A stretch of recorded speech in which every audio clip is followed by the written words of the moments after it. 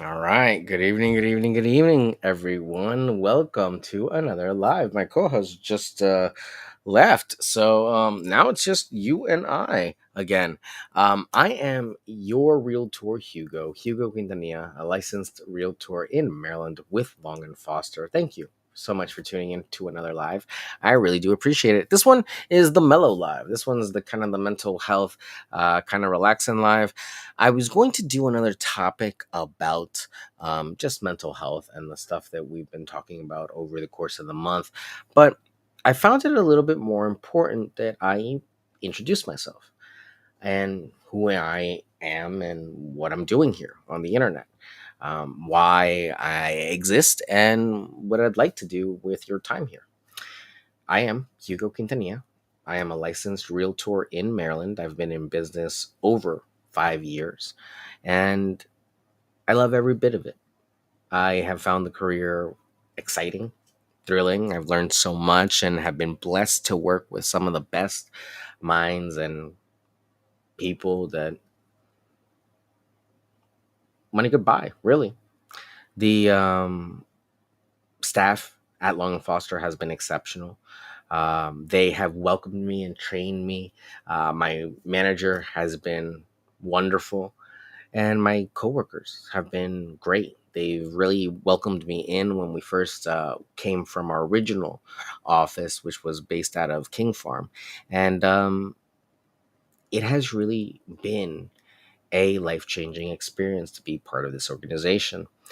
But that really just talks about maybe the last 5 years of my life and what I've done as of recent. Who was I before I started real estate? Well, it's a long time, but I was born and raised here in Maryland, Rockville, to be exact. And I went to all the Montgomery County public schools you all know and love, you know. If anyone remembers Maryville Elementary School, that was a phenomenal place that I grew up in, and it truly has changed so much. So, starting my elementary school career there, and then Wood, and of course Rockville High School. I was one of the fortunate classes to see the new school as soon as it had been finished. So, it truly was a blessing to be part of the Montgomery County public school system here. For me, I had a great experience here. I was very involved in academics. I loved it. I loved learning. I did taekwondo. I played instruments like violin and made music. So I was highly focused in sciences and math, and APs was kind of the name of the game. So my big forte coming up was academics. I prided myself on academics and learning, and I was good at it. I had a good memory, and through a lot of training with music and taekwondo and extracurricular activities, I became very good at learning information quickly and making the most out of it. So AP classes weren't tough for me. The life stuff sometimes was. So I was very fortunate to get into the University of Maryland and have a full ride. And I studied psychology there for a few years. I studied as well sociology while I was trying to find myself and my place in the industry. And inevitably, a accident happened while I was at the university. Um, I was hit by a vehicle. A drunk driver hit me and my friends while we were walking home from a party. Kind of a cliche college story, but it was one that changed my life. And the effects of that accident impacted the rest of my career in Maryland. Unfortunately, I was not able to continue my studies there, and I had to really take some time and reassess where I was going to go in my life. Um, to have so much of your identity put together around your intellect and your brain and what you think you know about yourself at any given point in time, um, it's life changing to have a traumatic event like the one that I had. Um, Couple that with the self discovery of being in your early 20s and um, the pressure of having to have it all figured out by that time. Um, the only thing I could do was really try to focus on my own well being. And I took a step back. I actually removed myself from academics completely. And I tried to refocus on what it was that I really wanted to do. I just got a normal job in retail and ended up doing fashion, men's fashion for some time. At which point I ended up discovering a passion for selling and for actually being able to connect with people and find the items that they needed and make them feel good. I always had a good sense of style growing up, thanks to my family, and it was really important to me to look professional, to look good. So I was a young guy that was able to rise very quickly through the ranks in menswear, and some of my old colleagues followed me here, and it's those times in that era of my life was really formational to what I thought about management, to how I do business, to how I conduct myself even to this day. The books, the gentleman that I would meet, and the amount of learning and advice and knowledge that was imparted onto me, it was life changing. Those experiences in that place and all the places that I was able to work in while I was working in menswear um, were phenomenal to me and really were experiences that I treasure even to this day. So, coming from that retail background, I was very good at that. I finished in a few different places and I ended up working for a fast fashion label such as H&M.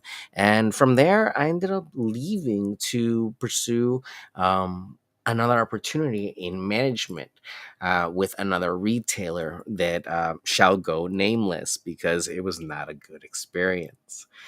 Sometimes the grass is not always greener where you think it is. So be careful when an offer seems too good to be true because sometimes it really can be. And you got to be aware that, hey, for your own health and safety, it might be best that you pursue other endeavors.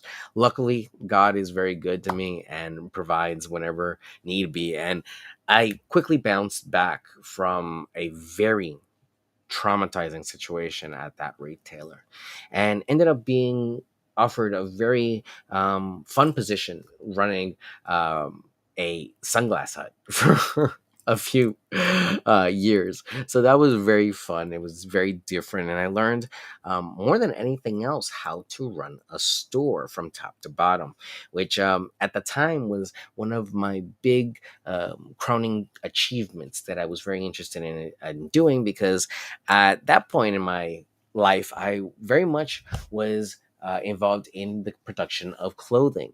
I had a clothing company that I would make specialty orders with, and it really was a lucrative little side business before there was all these kits and printing systems. It was just a matter of setting up screens and doing it the old fashioned way. So that was a fun time in my life where I met a lot of really eclectic people from all different walks of life. And again, another experience unto itself. It truly was a time where I took it upon myself to learn as much as possible. And I was very fortunate that while I was trying to figure out who I was at this new juncture in my life, I was given so many great teachers to help guide me along the road because it's very different to learn stuff in school. Your APs, everything is set up for you outside and everything's nice and has a nice little syllabus. In the real life, it's not like that. It's not as cut and dry. Your lessons are not that point blank. So be aware that, if you're not actively, consciously walking through your life, Life will happen to you and you'll be none the wiser. So it's really unto you to take it upon yourself to actively engage in your life, because before you know it, it's gone. I can't tell you where the time went and where the people went, because at the end of the day, people will come and go into your life at all points in time. You need to understand when they are meant to leave, and you need to understand when they're meant to stay. It's not always as cut as dry as that, you know. But for everyone, you need to know where people lie in your life and what place they have in your life and why they were placed there. Why were they invited to the function? Don't forget why you were invited to the picture. It's truly about knowing yourself and be authentic to yourself, because the moment that I started to admit certain things to myself and started to really focus on improving myself, the conversations I had with people were very different, and you could see it not sit well with those that weren't ready to make the changes that I was. And you can't sit there and expect people to change with you. You can't command that for people. So when you're ready, just get up and leave. If people follow along, then great. If they don't, you just got to know when to make that move and to trust your gut and your instinct when it comes to certain moves like that. But I've been very fortunate. I hear that a lot of people don't have that inner monologue or that inner narrative to try to find those answers and those questions to find purpose in their lives. One of the most important lessons I ever learned before leaving the University of Maryland is what the meaning of life is. And if anybody's taken a philosophy class, you'll know how complicated that question can be. But at the end of the day, anyone that's taken a philosophy class knows the answer of that question. And it isn't until you really are set face to face with death that you understand the gravity of that question. And that's when philosophy stops being philosophy and the pages really rip into real life. And you realize what you really are up against. And those are life changing moments. That experience, I wouldn't trade it for the world. Because to this day, I think it was formative to how everything happened afterwards and how my career changed. Because had I stayed where I was, I would have probably never finished my degree. I would have probably lost myself to what I thought the industry needed of me at that time. I wasn't happy in psychology. So I was forcing myself to do something that ultimately was not fulfilling me. And that was very difficult to admit to yourself at that age when you had worked so much of your life up to that point. So I was very fortunate that I was corrected in a very blunt way, from psychology to sociology to business, because then I inevitably ended up going back to school at Maryland to get a business degree and then an MBA. It was a matter of coming back to who I wanted to be and what I really wanted to ultimately do with my life. Where did I want to really help people? And I just knew that psychology, I could help people understand themselves. Sociology, I could help them maybe like work with their neighbors a little bit better. But business was the only one that really, it had a double benefit. It was one where I could help myself really understand all this information, everything that I had compiled up to this point, why I had compiled it, and really make the most out of all these resources that I had to really be able to help you all.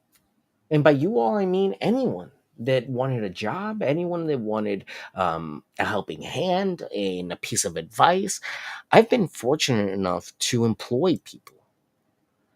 And I can't tell you too many companies that are employing people comfortably.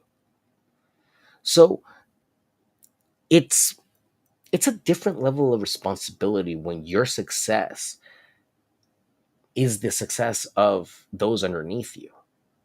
and to be responsible for those underneath you, to have mouths underneath you. It's a different sort of responsibility. And not everyone is ready for it. Not everyone can train for something like that or understand the gravity of that situation. But it's a matter of integrity, it's a matter of consistency and morality. And ever since I started in my careers, whatever they were, I've been given the keys to the door. My first job I ever started with Men's Warehouse, they gave me third key position. I was given a key right out of high school. No job experience. Here, take the keys. You're good. You're responsible enough. Here you go. That was my life. And that's how it's always been. I've always been Hugo Boss for a reason. And at times, you don't want to admit these gifts that you just have. You don't want to admit that you're good at business. You don't want to admit that, hey, this is probably the best way you can make a difference and impact in the world. But I started realizing that if I double down in that sentiment, if I move more in that spirit, I really can help people. And lo and behold, after all my retail experience and getting a degree in business, I ended up working with a pharmacy in Bethesda, a very influential pharmacy. And excuse me, I'm like getting all emotional about it. Give me a second. Let me get some water.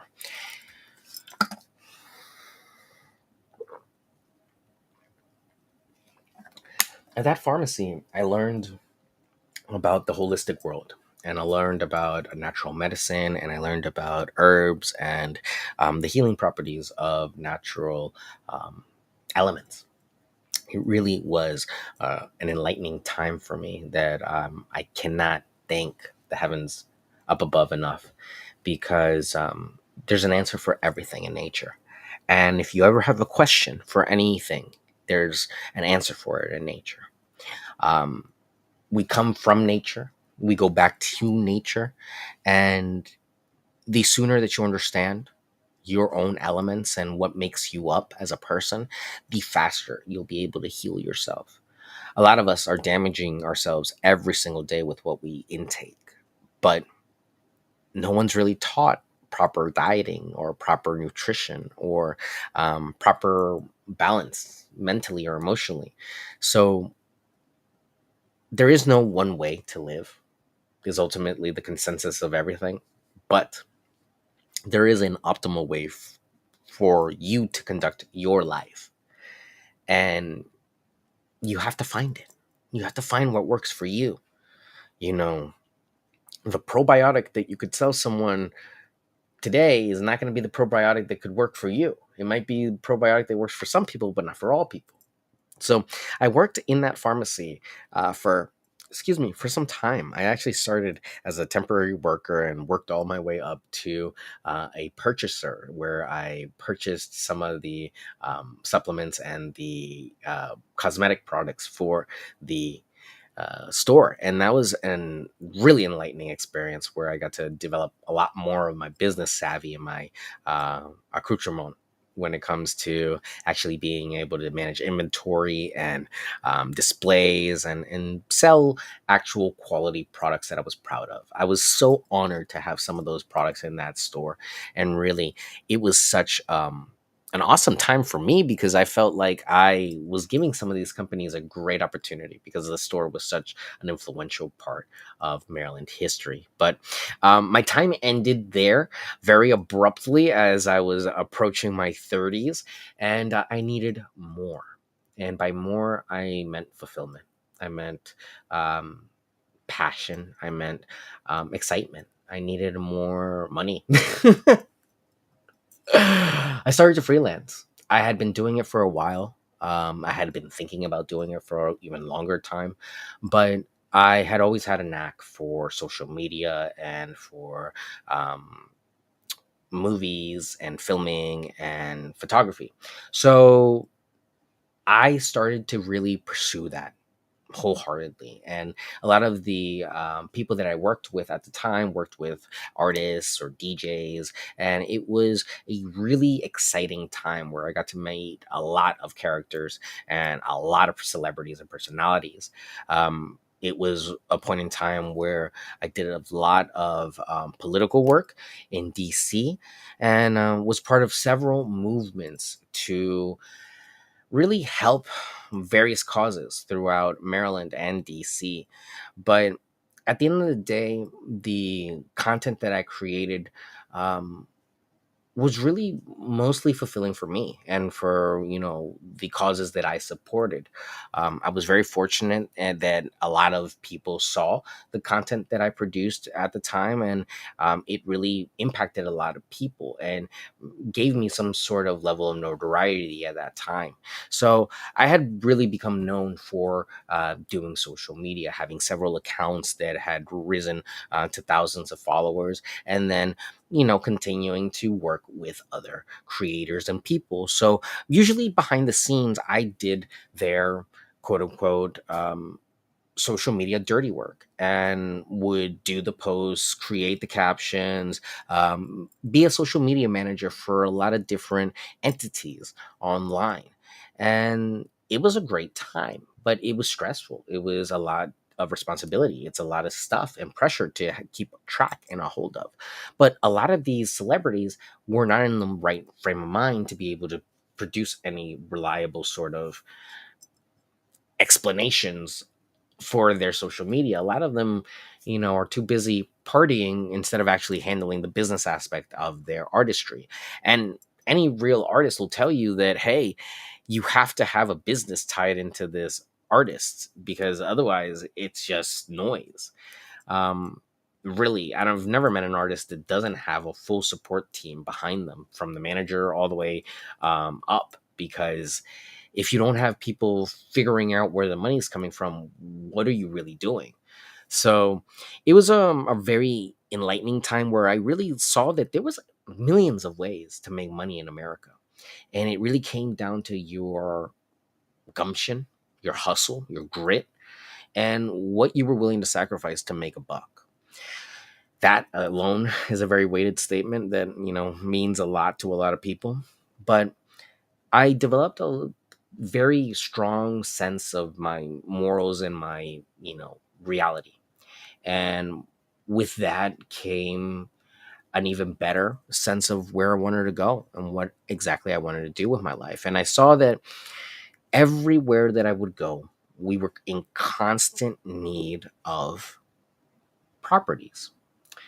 Wherever we would end up going, we were in someone's place that was leasing, or someone was using this house, or this was being, temporary.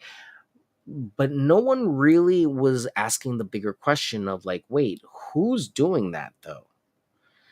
And I did. I was the one that started to ask these questions of, like, hey, but would it take to get a property? What would it take to lease this? What would it take to get the venue? And when you start asking the questions that matter, you start to get the information that really is important and pertinent to your mission. And then from there, we really started letting parties become a big staple of the events that we would do. So it was very easy to get these properties under wraps. And then over time, it just became very common to throw a party almost on a weekly basis. And that experience as an event coordinator really blossomed into kind of community management. So I went from a social media manager to an event coordinator to a community manager. It really, in freelancing, you have a million and one hats. It's just, what do you want to call yourself today? But as everybody knows, freelancing is freelancing. It's out there in the world, and you really don't know what could happen to you at any given time. So I needed something more stable. And again, with these parties, you start to think, like, hey, what would be the next step here? Getting your own store, getting your own property. Why not throwing that parties in your own house? And I always had this one client that had come to the pharmacy, and she had always been a very successful realtor. She was my example of the quintessential realtor in this area.